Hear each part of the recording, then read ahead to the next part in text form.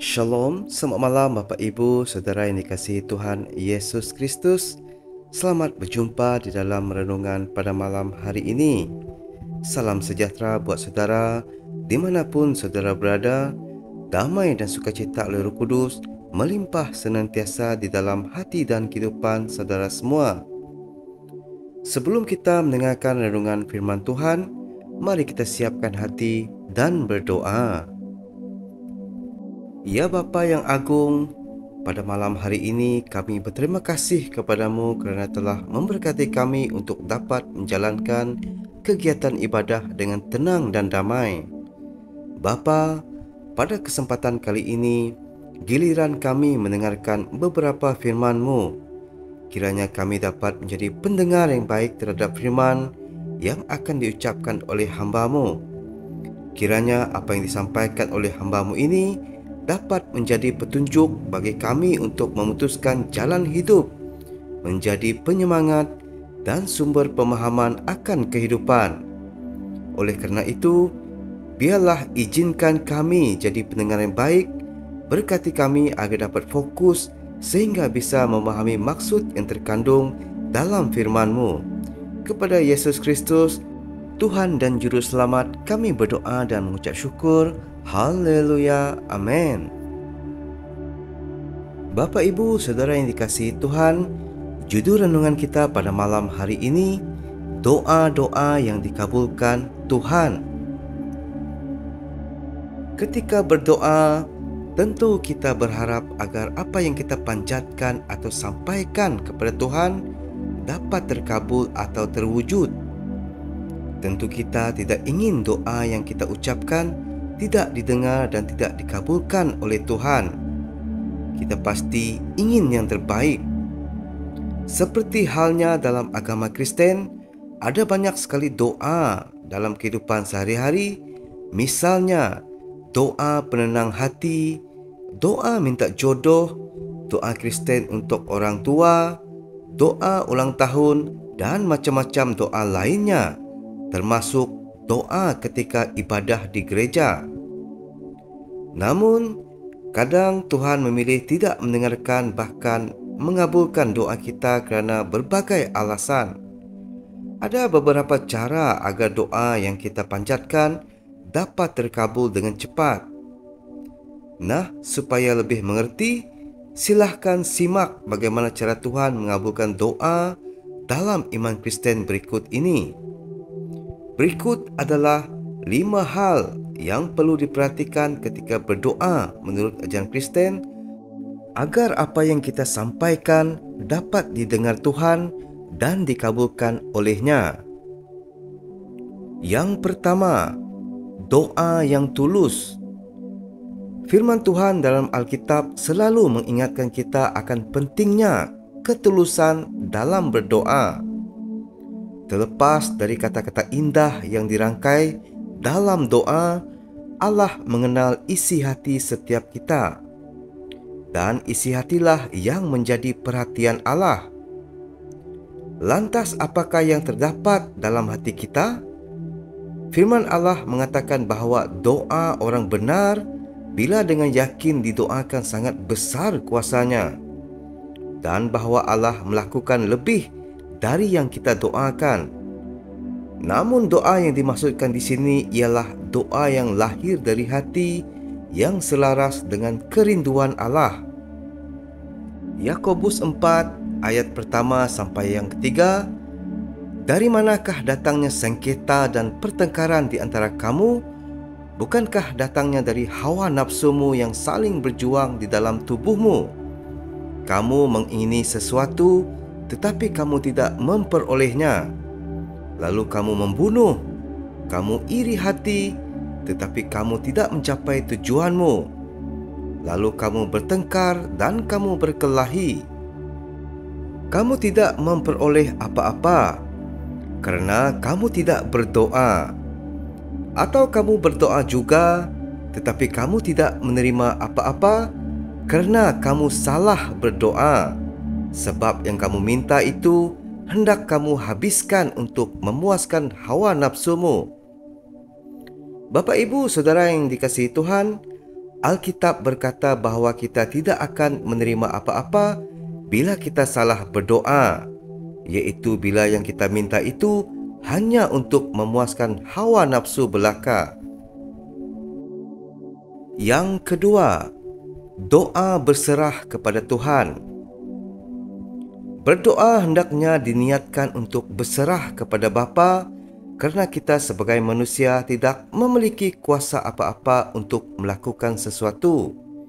Dengan berserah, Tuhan akan menunjukkan jalan keluar dari masalah yang kita hadapi melalui berbagai cara. Manusia tidak ada yang tahu sampai kapan hidup di dunia ini. Semua kemungkinan bisa saja terjadi dalam kehidupan. Kita sebagai manusia menyadari hal ini. Namun, justru yang muncul adalah perasaan khawatir dan gelisah. Padahal, sebagai umat Kristen yang percaya, sudah sepatutnya kita percaya bahawa kuasa-Nya selalu menyertai kita. Jujurlah dalam pikiran, perasaan dan tindakan. Berusahalah hidup suci sebab Tuhan adalah sumber kesucian. Tuhan akan membuka hati dan memberi hal-hal yang sangat anda harapkan jika anda selalu menjaga kesucian hati dan pikiran. Yang ketiga, doa sesuai kehendak Allah. Yang ketiga, untuk cara doa dikabulkan menurut Kristen adalah berdoa dengan sesuai kehendak Allah.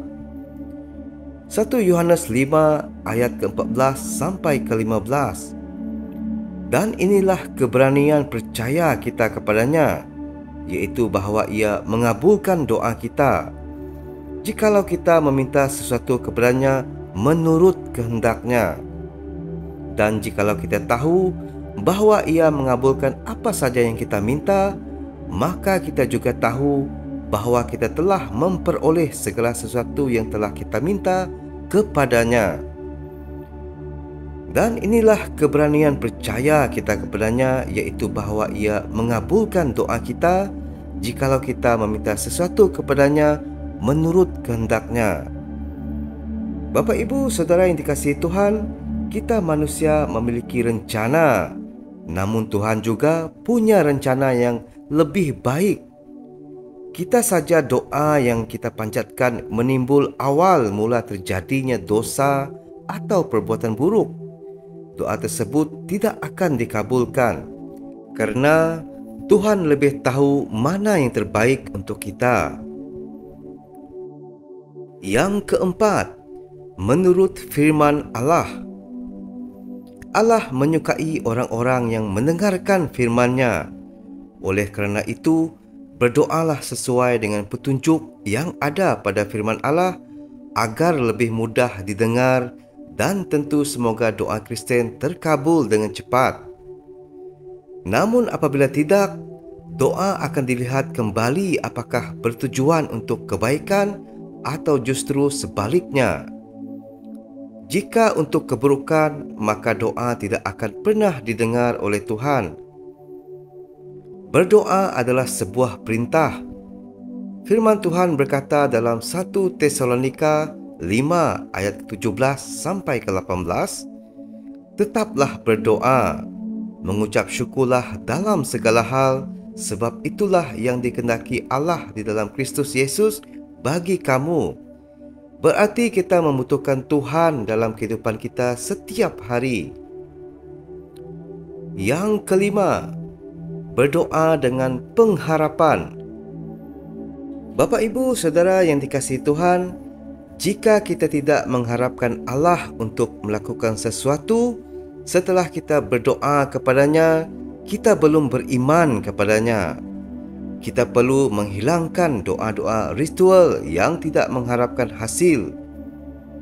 Ketika kita berdoa dengan iman sesuai dengan kehendak Allah, kita harus mengharapkan Allah memberikan apa yang kita minta, dan sebenarnya Dia akan memberikan. Bahkan Yohanes membuat pernyataan dalam mendalam di dalam 1 Yohanes 5 ayat ke-15.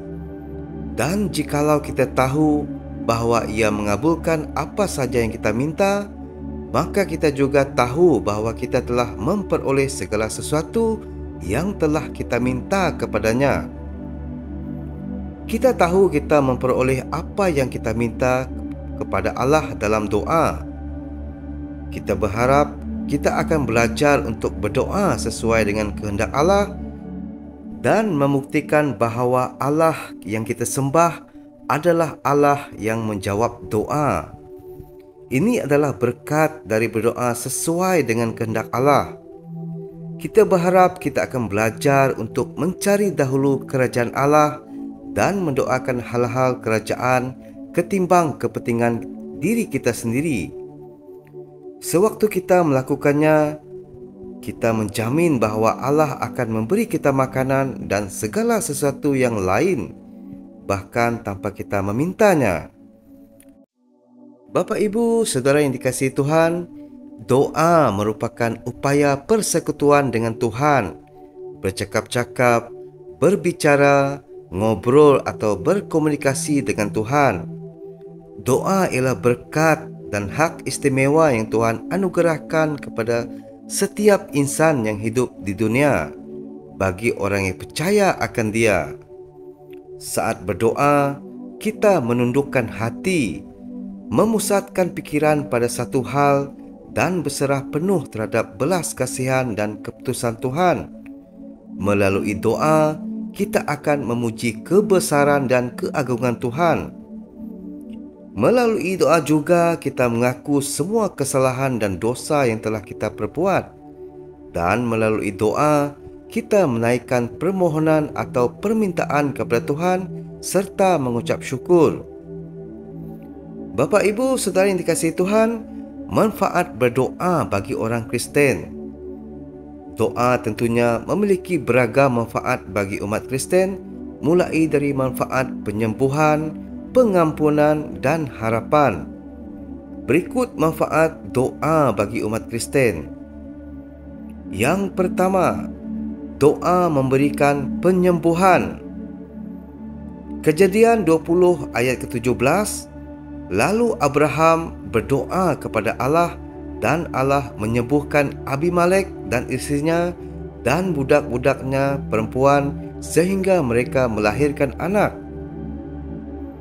Yang kedua, doa memberikan pengampunan. Hosea 14 ayat yang ketiga, bawalah sertamu kata-kata penyesalan dan bertobatlah kepada Tuhan. Katakanlah kepadanya, ampunilah segala kesalahan sehingga kami mendapat yang baik. Maka kami akan mempersembahkan pengakuan kami. Yang ketiga, doa memampukan melawan cobaan. Markus 14 ayat ke-38, berjaga-jagalah dan berdoalah supaya kamu jangan jatuh ke dalam pencobaan. Roh memang penurut, tetapi daging lemah. Yang keempat, doa memenuhi keperluan. Matius pasal ke-21 ayat ke-22. Dan apa saja yang kamu minta dalam doa dengan penuh kepercayaan, kamu akan menerimanya. Dan yang kelima, doa memberikan ketenangan. Filipi 4 ayat ke-6, janganlah hendaknya kamu khawatir tentang apapun juga, tetapi nyatakanlah dalam segala hal keinginanmu kepada Allah dalam makna berdoa bagi orang Kristen dan permohonan dengan ucapan syukur. Yang keenam, doa membuat kita mengetahui kehendak Allah. Matius 6 ayat ke-10, datanglah kerajaanmu, jadilah kehendakmu di bumi seperti di sorga. Yang ketujuh, doa membuat kita semakin tumbuh dalam Kristus. Yohanes 15 ayat ke-5, akulah pokok anggur dan kamulah ranting-rantingnya. Barang siapa tinggal di dalam aku dan aku di dalam dia, ia berbuah banyak, sebab di luar aku kamu tidak dapat berbuat apa-apa. Yang kedelapan, Doa mengajarkan arti mengasihi. Matius 5 ayat ke-44. Tetapi aku berkata kepadamu, kasihilah musuhmu dan berdoalah bagi mereka yang menganiaya kamu. Kesembilan, doa dapat mengusir keburukan. Matius 17 ayat ke-17. Hai kamu angkatan yang tidak percaya dan yang sesat, berapa lama lagi aku harus tinggal di antara kamu? Berapa lama lagi aku harus bersabar terhadap kamu? Demikian penjelasan mengenai pengertian doa Kristen dan manfaatnya. Dalam situasi dan kondisi apapun, Alkitab berkata, tetaplah berdoa. Bapak, Ibu, Saudara yang dikasihi Tuhan, demikian renungan firman kita pada malam hari ini. Mari kita tutup dengan doa. Ya Bapa yang baik, telah sedikit sebanyak firman-Mu yang kami dengar, sungguh menjadi manfaat dan pembuka pikiran mengenai kehidupan yang lebih luas. Bapa, terima kasih kerana telah memberikan kami dengan firman-Mu. Selanjutnya, biarlah kami dapat menjadikan firman-Mu sebagai pedoman hidup. Bimbinglah kami Bapa menemui jalan yang terang. Ya Kristus, berkatilah kami agar dapat kembali mendengarkan firman-Mu. Berkatilah hamba-Mu yang telah membacakan firman agar dapat melakukannya kembali di lain waktu. Berkatilah kegiatan ibadah ini di dalam nama Tuhan Yesus Kristus, Tuhan dan Juru Selamat, kami berdoa dan mengucap syukur. Haleluya. Amin.